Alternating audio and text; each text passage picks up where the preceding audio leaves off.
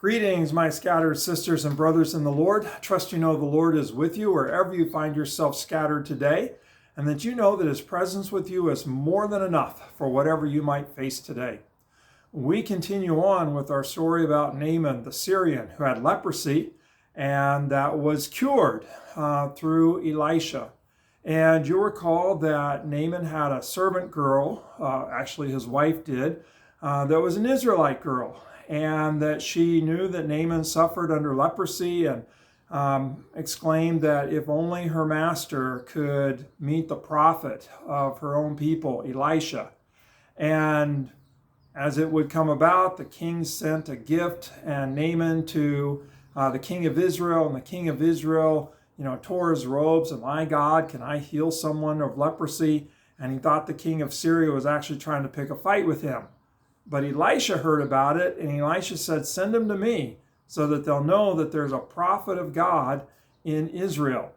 And Naaman went, and he thought that Elisha should come out and touch him and pray over him and all of this. And Elisha didn't even go out to meet him. Elisha just told him to go wash in the Jordan 7 times and he would be cleansed.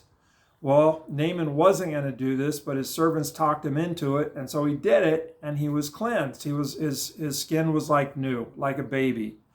And Naaman wanted to give a gift to Elisha for healing him. He had brought silver with him, lots of clothing with him. He was going to, honor, basically pay for the gift that he received. And Elisha said, no, I'm not taking any of it. Grace is basically grace. It's a gift. And so he refused. He was not going to be employed by Naaman. God is the one who did this. God is the one who graciously did this. You can't buy off God. You can't control God through giving.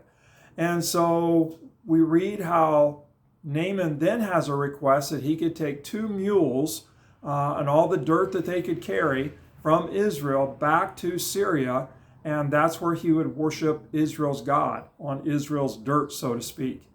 And Elisha sent him off in peace. Now, it's been a great story so far, but here it gets ugly. It gets sad. It's just tragic. I mean, what a horrible ending. Gehazi is the servant of Elisha. And when Gehazi sees how Elisha has responded to Naaman and hasn't taken any of his silver, hasn't taken any of the clothing or the gifts that were offered, Gehazi is upset. And as soon as Naaman leaves, Gehazi goes after him. And he stops him and says, he makes up a story and says that there are 2 men who came, sons of the prophets, and my master Elisha has changed his mind and would like for you to give a talent of silver and 2 sets of clothing for these men who just came. And of course, no men came. The whole thing is made up by Gehazi.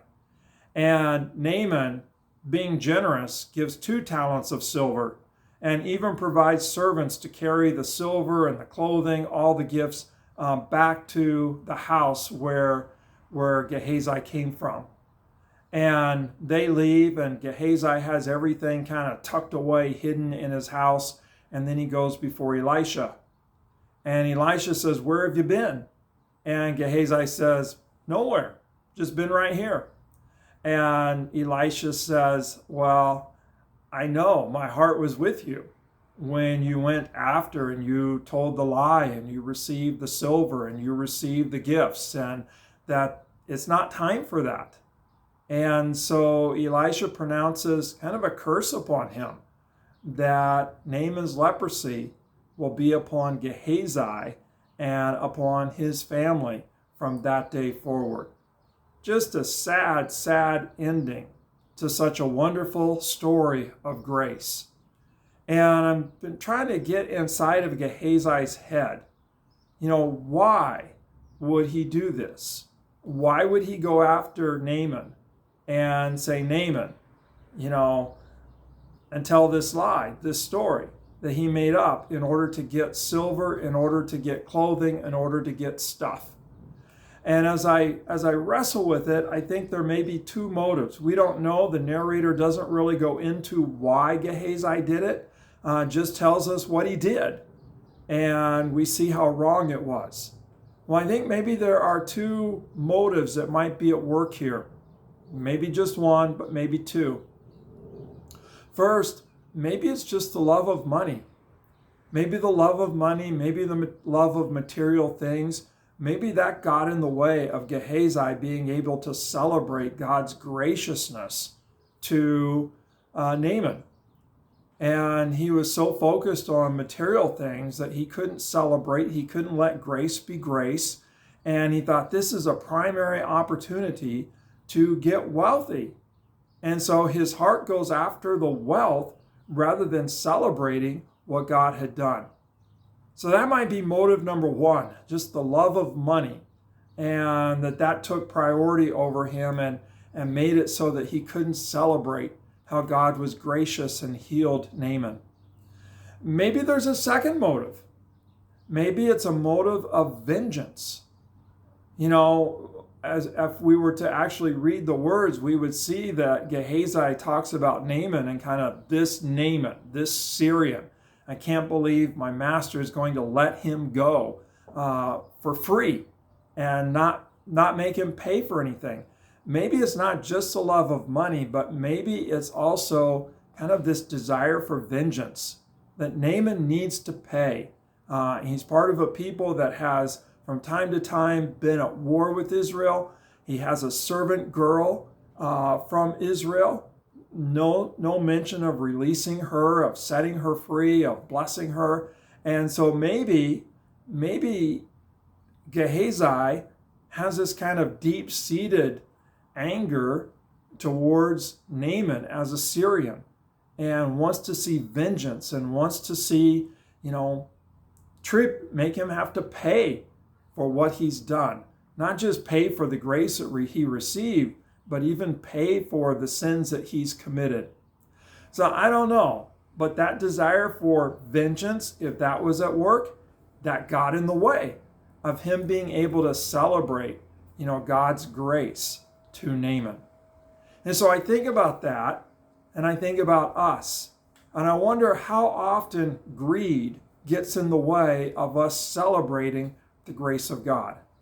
And I wonder how often kind of vengeance gets in the way of us celebrating the grace of God.